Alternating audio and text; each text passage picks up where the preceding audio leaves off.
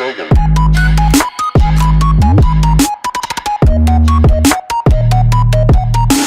Support animals. I'm not going to get too much into service dogs, but I really want to talk about emotional support animals. The last several years, emotional support animals have been very popular.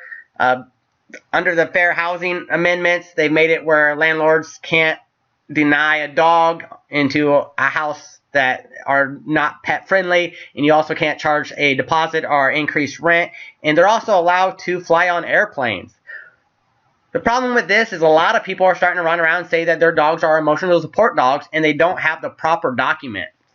Many people are also going to the internet. There's tons of sites out there now trying to sell you registries, saying that you're registered now, and they're going to send you a letter or a paper to show that your dog has been registered, and that's not the right paperwork documents that you need. These things are all pretty much people just selling you stuff, and they're selling you vests and leashes that, you know, make it look like your dog is a emotional support animal or even a service dog.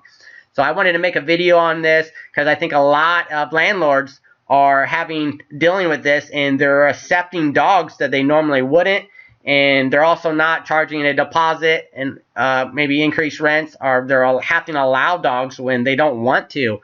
And most of these dogs, I would say 90% of them actually are not emotional support dogs.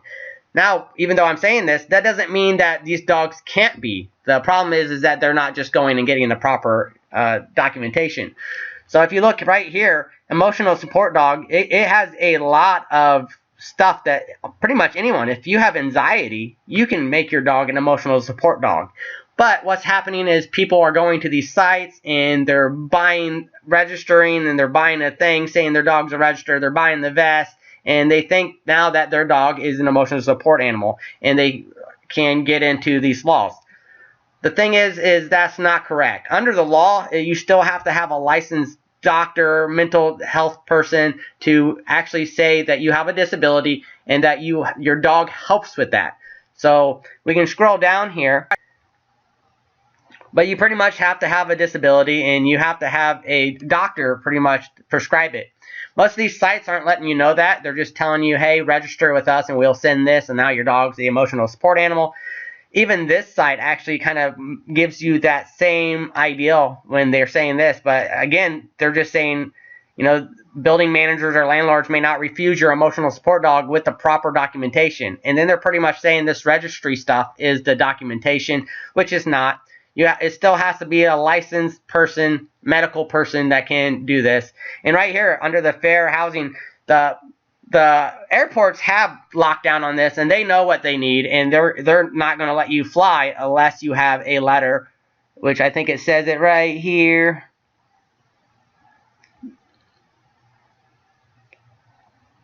It says a written note from your doctor is required by the airlines, and this actually can't be a regular doctor. It also has to be a licensed mental health doctor, so like a therapist or something.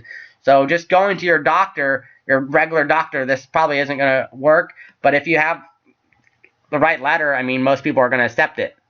But anyways, if you go down here, it kind of gives you the understanding that you just buy this kit and you will be able to do this.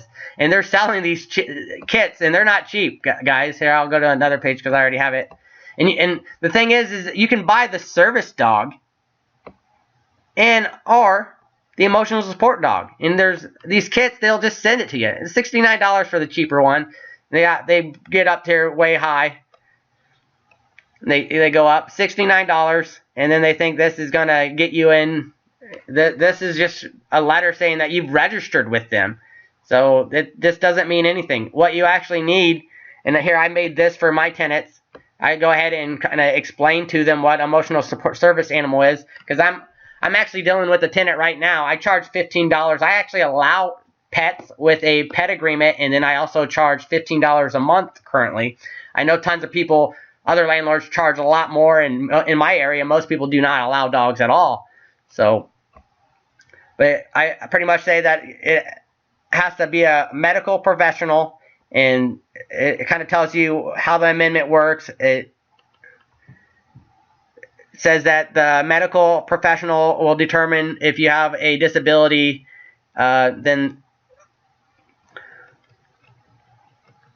But the airlines are already needing this documentation, and as a landlord, this is the same documentation that I'm going to need.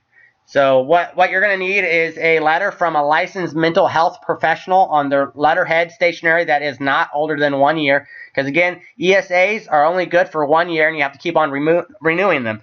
Service dog, however, this is a lot. You have to have it's more strict on the disability that you will have. But they're good forever, and the dog normally has to be trained. So most places, for example, the airline is going to want to see a letter of where your dog was trained. I know there's a little issue with PTSD. Some people are saying that PTSD is now falling under there. I haven't really seen it really written in it yet, but I've seen a lot of sites saying that it's now, and it's usually these sites that are trying to sell you stuff. So I really don't know if PTSD is actually a service dog. I think people are maybe throwing it in there because they are seeing it as an emotional support animal. And I think it's a lot of the veterans are coming back and saying that they have PTSD and now they have a service dog. Anyways, the letter must state that the tenant is under the care of the person writing the letter. The tenant has a mental or emotional disability recognized by the Diagnostic and Statistical Manual. So pretty much it's going to say that his disability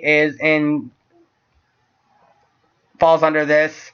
The tenant needs the dog in accommodation during the stay. Pretty much saying that, the dog is helping you, which it's going to be in there, in the date, type of jurisdiction, and the mental health professional's license. So the person that's writing it has to be still under good license. So this is what I actually currently now give out to tenants that are acquiring about the ESA or trying to get out of that stuff. Just because they registered it online with some crazy site doesn't mean anything to me. They're pretty much wasting their money. But right now they're actually tricking in a lot of landlords into this. I've gotten online and read people going to the airport and trying to use those things, and they're being denied. It'll ruin your whole vacation, your whole trip. Guys, if you're going to actually make your dog an emotional support animal, get in contact with a therapist. They also have them online. Again, they're only good for 1 year, but you're going to need that if you're going to do any flying. You're also going to need it if you are going to stay in any of my apartments. You might get away with it with some landlord that doesn't. I'm trying to share this with other landlords because I know how this is a big issue, and you don't want to start allowing a lot of these dogs, because dogs and cats do a lot of damage, and sometimes they're little damages over the course of their stay. And when they move out and the whole apartment smells like piss and it's very hard to get out after it's seeped into the wood underneath the carpet, it can be sometimes frustrating. But if they have this emotional support animal, the proper documentation of the licensed therapist, right now you do have to allow them into your apartment, and you cannot charge them a deposit or more rent. So anyways, hopefully this will help you guys. Take care, guys.